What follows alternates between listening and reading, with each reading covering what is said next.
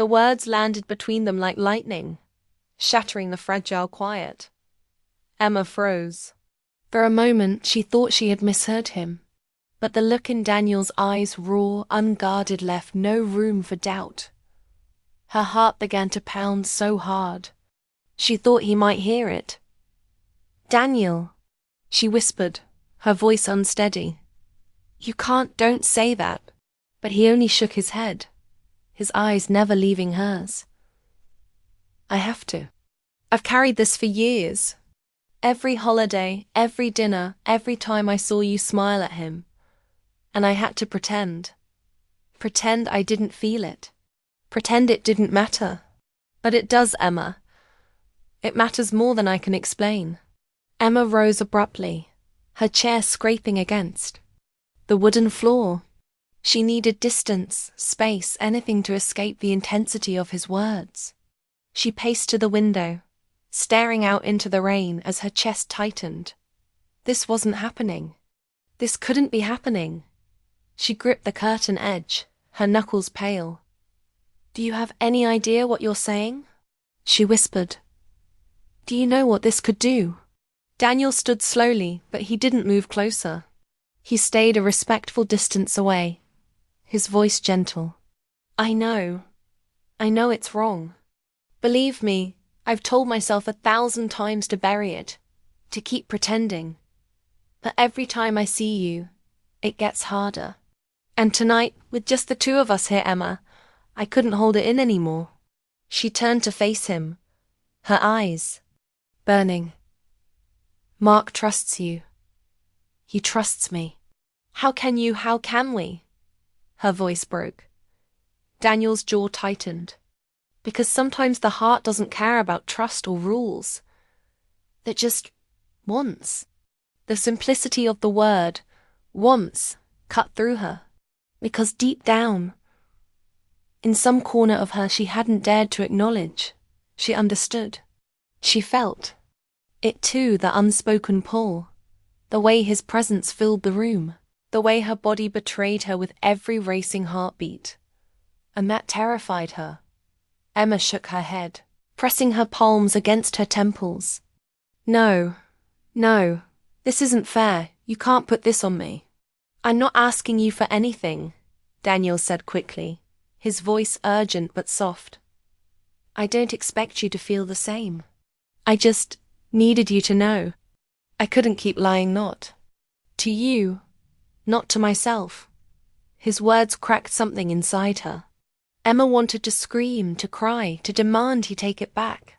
But when she met his eyes again, she saw nothing but truth there, truth that had been hidden in stolen glances and quiet silences for years. And what frightened her most was not his confession. It was the small, undeniable part of her that wanted to hear it. The storm raged louder, thunder rumbling in the distance. Emma sank onto the edge of the couch, her body trembling. Daniel remained standing, as though unsure if he should move closer or leave altogether. "I thought I knew you," she whispered, her eyes fixed on the floor. "All these years I thought I knew who you were. Mark's loyal friend. Safe, steady, and now..." She trailed off, unable to finish. Daniel's voice was hoarse. "I'm still that man, Emma, but I'm also the man who..." He stopped himself, swallowing hard. "The man who fell for you when he shouldn't have." Her breath hitched.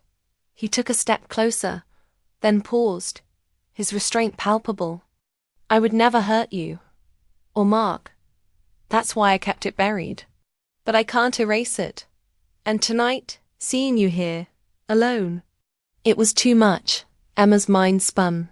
Images flashed, dinners where Daniel had made her laugh, moments when his gaze lingered across the table, times she had dismissed the flutter in her chest as nothing. Had she been blind all this time? Or had she simply not wanted to see?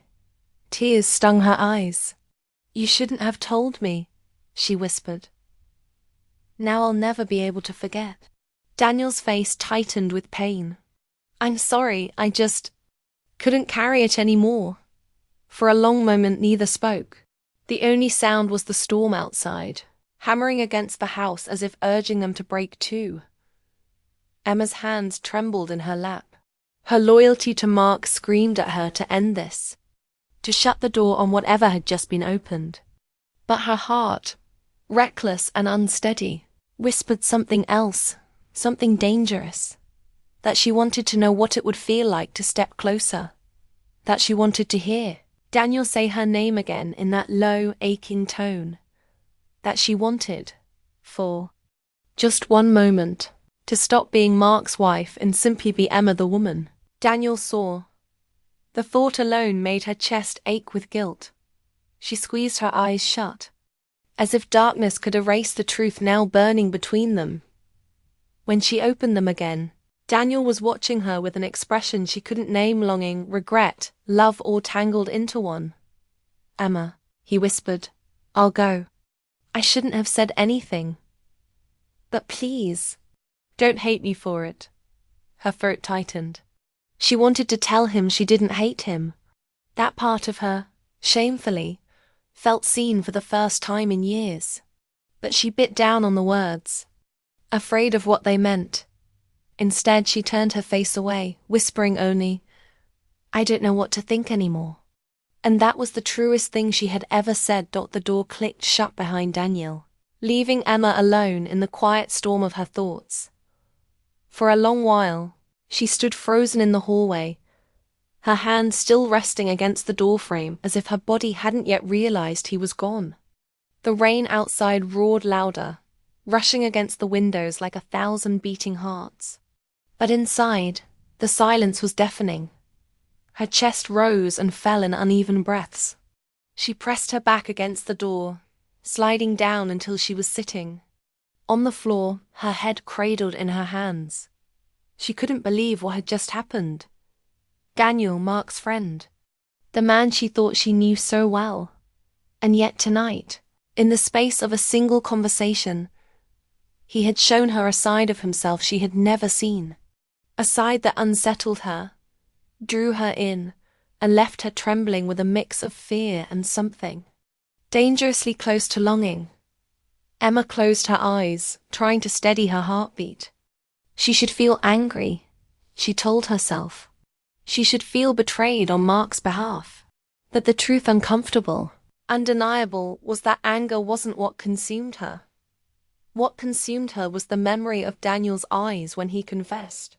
The raw honesty, the quiet ache, the way he said her name, like it meant more than just a word. She buried her face in her hands. What am I doing? The hours crawled by, but sleep refused to come. Emma lay in bed, staring at the ceiling, the storm outside finally fading into a soft drizzle. The world seemed calmer now. But inside, she was restless. Her mind spun back through years of memories. Daniel at their wedding, standing beside Mark with a grin too wide to be anything but genuine. Daniel fixing the fence last summer, sweat glistening on his forehead, laughing when she brought him lemonade. Daniel at Christmas, quietly slipping gifts under the tree before anyone noticed. And then tonight, Daniel, his voice rough with truth, saying he had always felt more. Had she missed the signs all along? Or had she simply refused to see them because it was easier that way? Emma turned onto her side, hugging the pillow. She thought of Mark's steady, practical Mark, who trusted Daniel like a brother. He had no idea of the storm brewing beneath the surface of their friendship, of the words that had been spoken tonight. Her stomach twisted with guilt. She hadn't done anything wrong, not really. But the fact that her heart was even wavering felt like a betrayal in itself. She whispered into the dark, as though admitting it might release the weight from her chest. I don't know who I am anymore. The next morning, Emma went about, her routine in a daze. She brewed coffee, but the taste felt hollow. She folded laundry, but her hands trembled on the fabric. Every little thing reminded her of the night before: the couch where they had sat, the kitchen counter where his eyes had lingered, The door where she had watched him walk away by noon. She could no longer pretend. She needed clarity. Against her better judgment, she texted Daniel. Just one simple line. "Are you okay?" She stared at the screen, her heart pounding, regretting it the moment it was sent. But within minutes, his reply came. "I'm sorry for last night. I never should have said anything. I'll understand if you never want to see me again." Her throat tightened. She read the words over and over, her fingers hovering above the keyboard. Finally, she typed back. "I just need to understand." Why now? Why tell me? This time, it took him longer to reply. She imagined him staring at his phone, debating. When his answer finally appeared, it was both simple and devastating. "Because pretending doesn't make it go away." Emma set the phone down, her pulse racing. Pretending. How many things in her own marriage had she been pretending? Pretending she was content with the distance Mark often created with his work. Pretending the quiet spaces between them didn't ache. Pretending she didn't notice how much more alive she felt when Daniel was near. Her chest tightened with guilt. Stop it, Emma. Don't even think it. And yet, she couldn't stop. Later that evening, the knock came again. Soft. Hesitant. Emma froze in the kitchen, her hands stilling over the dishes. She knew, even before she opened the door, who it would be. Daniel. He stood there, not in the storm this time, but in the cool quiet of night. His expression was heavy, his eyes shadowed with conflict. "I shouldn't be here," he said quietly. "Then why are you?" she whispered. His jaw worked as though the words hurt to speak. "Because I couldn't let last night be the last thing between us. I needed to know. Do you hate me?" Her heart broke at the vulnerability in his voice. She shook her head. Slowly. "No, Daniel, I don't hate you." Something flickered in his eyes. Relief, longing, pain all tangled together. He stepped inside, careful, cautious, as though one wrong move could shatter them both. Emma always believed she understood the people around her. Her husband Mark had been her partner for nearly 10 years. She knew the way he took his coffee black with 2 sugars, the way his voice softened when he was tired, and the way he always left his briefcase by the door instead of in his office upstairs. Their life together had its routines, its familiar patterns, its comfortable silences. And then there was Daniel. Daniel had been a fixture in their lives almost as long as she had known Mark. He was Mark's closest friend, the kind of man who never missed a birthday, who stopped by to help if their car broke down or the fence needed fixing. Emma had always liked him in that safe, distant way one likes a family friend. Polite, reliable, predictable. At least, that was what she thought. That evening in late October began like any other. The sun had already slipped behind the horizon, leaving the neighborhood bathed in the orange glow of streetlights. The trees outside swayed restlessly, shedding golden leaves that scattered across the driveway. Inside, Emma curled up on the couch with a blanket, a steaming mug of chamomile tea in her hands. Mark had flown out that afternoon for an urgent business trip to Chicago. She had kissed him at the airport, waved him off, and returned home with the heavy quietness that always followed his departures. She never minded being alone, sometimes she even welcomed it. But that evening felt unusually still, almost charged, as though the air itself was waiting for something. She was halfway through a book when the doorbell rang. Emma startled, nearly spilling her tea. It was unusual for anyone to stop by unannounced, especially on a rainy evening like this. She placed her mug down carefully, smoothed the blanket off her lap, and went to the door. When she opened it, her breath caught. "Daniel?" He stood there in the misty drizzle, his dark jacket damp at the shoulders, a few strands of hair clinging to his forehead. He wasn't smiling in the casual, effortless way he usually did at gatherings. Instead, his expression was soft, almost hesitant, as though he wasn't sure if he should have come. In his hand, he held a plain envelope. "Hey," he said, his voice warm but low. "Sorry to drop by unannounced. Mark asked me to bring this over. Something for his trip tomorrow." Emma blinked. "Oh, of course, come in. You must be freezing." Daniel stepped inside, brushing a hand through his damp hair. His presence filled the room in a way she hadn't noticed before. Tall, steady, carrying a quiet gravity that made the small space feel somehow smaller. Emma shut the door and turned to him. "I wasn't expecting anyone. You want some coffee? Tea?" He gave her that familiar half-smile. "Coffee sounds good if you don't mind." She moved into the kitchen, her heart oddly restless. Why was she nervous?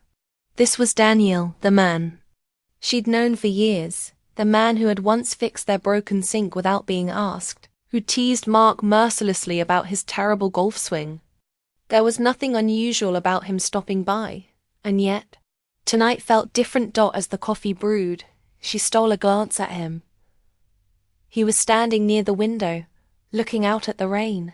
His shoulders were broad beneath the damp jacket, his profile sharp in the dim light. There was a stillness about him, a kind of thoughtful weight that made her pause. When she handed him the mug, their fingers brushed. It was such a small thing, but her heart stumbled in her chest. She quickly pulled her hand back, pretending to busy herself with tidying the counter.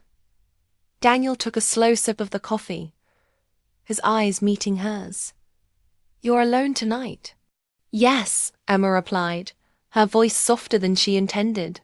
"Mark won't be back until Monday." He nodded, as if weighing the words. For a moment, silence stretched between them. Not awkward, but charged. Like the air before a storm. Emma sat down across from him, searching for something safe to say. "How have you been? Work still keeping you busy?" He chuckled, but it wasn't his usual light-hearted laugh. "Busy, yes. But sometimes I wonder what I'm working for." His eyes flickered to hers, and for the first time, she noticed the weariness there.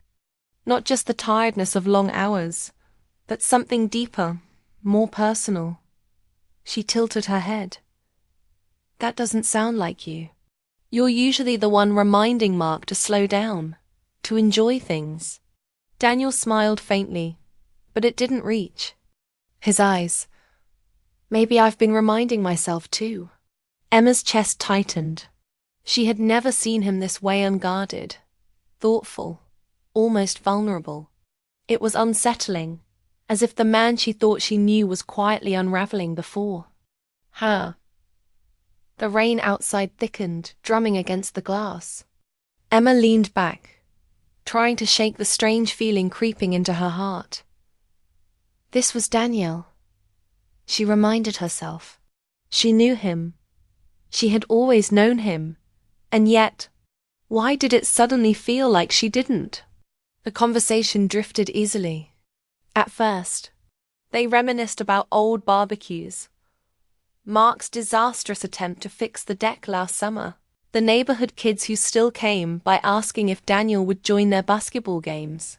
But beneath the laughter, Emma sensed something else lingering, like a shadow at the edge of the room. Every time Daniel looked at her, his gaze seemed to linger a little too long. Not inappropriate, not overt, but present, intentional. And she felt it. Emma found herself noticing things she had never paid attention to before. The roughness of his hands as he held the coffee cup. The slight crease between his brows when he listened intently. The way his voice lowered when he said her name. It unnerved her. At one point, she stood to refill their cups, and when she placed his back on the table, their hands touched again. This time, neither of them pulled away immediately. It lasted only a second. But that second felt like a spark. Emma quickly looked down, her cheeks warm. She told herself she was imagining it, that it was just the quiet of the evening playing tricks on her. Still, when she sat back down, she could feel her pulse racing. Daniel broke the silence first. You know, Emma, I don't think we've ever really talked. Just the two of us. She blinked. We've talked plenty. Not like this, he said gently. Usually, it's at a party or Mark's around. Tonight feels different. Emma swallowed, her throat dry. She wanted to dismiss it, to laugh it off. But the truth was, he was right. Tonight did feel different. The rain outside continued, steady and relentless, as if the world had decided to hold its breath and watch. And Emma couldn't shake the thought that the man across from her, the man she had always thought she knew, suddenly felt like someone entirely new. Someone who made her heart beat faster. Someone who made her wonder what else she didn't know. She tried to ground herself in the ordinary. She asked about his family, about the book he had been reading, about the project at work he once mentioned. But no matter what they spoke of, the undercurrent remained. It was in the way he leaned forward when she talked. It was in the way his voice softened when he said her name. It was in the way silence between them no longer felt empty, but full. By the time the clock on the mantel struck 9, Emma realized she had lost track of time entirely. What was supposed to be a quick visit had stretched into hours. And still, she didn't want him to leave. The realization shook her. Emma rose to clear the mugs, needing the movement to steady herself. She carried them into the kitchen, her mind a whirl of thoughts she couldn't quite hold still. When she turned back, Daniel was standing in the doorway, watching her with an expression she couldn't read. His eyes seemed darker than usual, searching, as though he was about to say something important. Emma's breath caught, and in that charged silence, she realized the truth she had been avoiding all evening. She no longer saw Daniel the way she once had, and that terrified her. The storm outside had gathered strength. Rain lashed against the windows in steady sheets, and wind rattled the branches of the maple tree by the driveway. Inside, the house was warm, but Emma felt a chill crawling up her arms as though the storm had seeped into her veins. Daniel sat across from her, his coffee untouched now, his hands clasped tightly together. The quiet between them had shifted no longer the easy silence of friends, but something denser, heavier, impossible to ignore. Emma's heart thudded unevenly. She tried to steady her breathing, that every glance Daniel gave her seemed to unravel the calm she was clinging to. Finally, he spoke. His voice was lower than before, rough at the edges, as though each word cost him something. Emma, I need to tell you something, and I don't know if it's the right thing, but if I keep it in any longer, I think it'll eat me alive. Her lips parted, but no sound came. She simply stared at him, waiting, bracing.